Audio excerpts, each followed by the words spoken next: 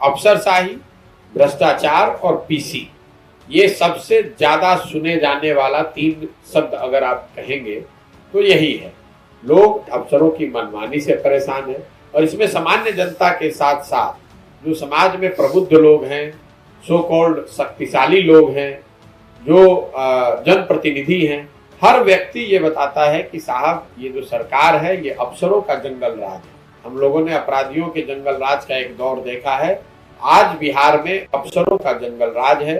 हर जगह लोगों ने ये बताया कि अफसरों की मनमानी है, अफसर खुलेआम हर काम के लिए पैसे ले रहे हैं और बहुत दृढ़ता से ये बता रहे हैं कि आपको जो करना है कर लीजिए, पैसा आपको देना ही पड़ेगा। मुझे जो बात देखने को मिली, जो सबसे बड़ी समस्या है शिक्षा में, वो समतामूलक शिक्षा की व्यवस्था बनाने के चक्कर में, मतलब हर गांव में, हर पंचायत में स्कूल खोल दिया जाए, संख्या बढ़ा दी जाए, ज्यादा लोगों को इनरोल करके दिखा दिया जाए कि सारे लोग शिक्षित हो गए। उस चक्कर में बिहार सरकार ने शिक्षा का बेड़ा गर्क कर दिया है। तो जो फिजिकल इंफ्रास्ट्रक्चर है, बिल्डिंग है, टीचर हैं और विद्यार्थी, ये 3 पहलू है शिक्षा के।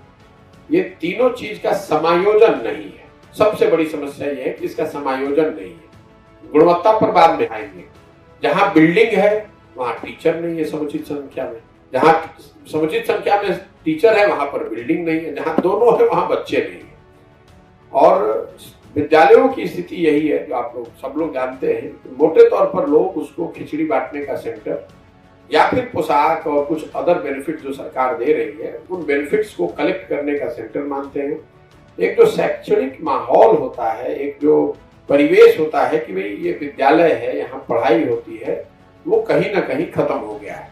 और यहाँ पर भी जैसे किसानों और मजदूरों की मैंने बात बताई, जो पढ़ाने वाले लोग हैं वो अलग परेशान हैं और पूरा समाज जो है वो शिक्षकों को कह रहा है कि भाई शिक्षकों को इतना पैसा मिल रहा है फिर भी हमारे बच्चों की पढ़ाई नहीं हो रही है। आप शिक्षकों से जाकर बात कीजिए तो सबसे ज्यादा आंदोलनरत वही है कि भैया हम इतना पैसा, हमको 30,000 रुपये मिल रहा है या 35 मिल रहा है, हमको ये बेनिफिट नहीं है, वो बेनिफिट नहीं है।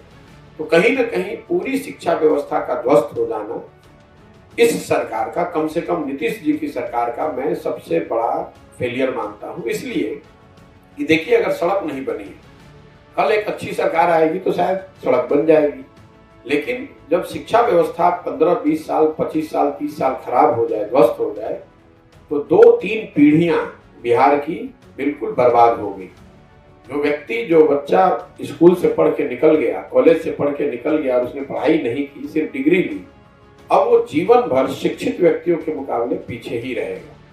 ज्यादातर लोगों की जिंदगी मजदूरी करते हुए ही बीतेगी। अब उसको सुधारा नहीं। इसलिए एक पढ़े लिखे व्यक्ति होने के बावजूद नीतीश कुमार के शासनकाल में शिक्षा व्यवस्था का ध्वस्त होना, ये बिहार के लोगों के लिए, बिहार के समाज के लिए बहुत चिंता की वजह होनी चाहिए, क्योंकि ये गरीब राज्य है बिहार। जैसा मैंने आपको बताया, 60% लोगों के पास तो जमीन है ही नहीं, पूंजी और व्यापार यहाँ है नहीं।